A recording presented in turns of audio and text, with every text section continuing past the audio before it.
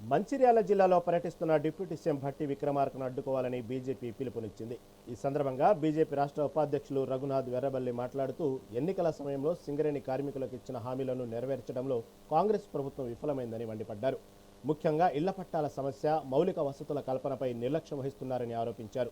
సింగరేణిని ఏటీఎంలా వాడుకుంటూ కాంట్రాక్టులను కుటుంబ సభ్యులకు కట్టబెడుతున్నారని రఘునాథ్ ధ్వజమెత్తారు. రేవంత్ రెడ్డి ప్రభుత్వము సింగరేణిని ఏటీఎం లాగా వాడుకుంటాను. ఏటీఎం కార్డు బట్టి విక్రమార్క గారి చేతిలో ఉన్నది. ఇవాళ బట్టి విక్రమార్క గారు మంచిర్యాలకు వస్తున్నారు.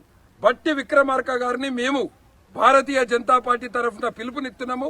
మంచిర్యాల జిల్లా ప్రజలు, సింగరేణి ప్రాంత ప్రజలందరూ కూడా ఇవాళ మంచిర్యాలకు వస్తున్న బట్టి విక్రమార్క గారిని అడ్డుకుంటాము.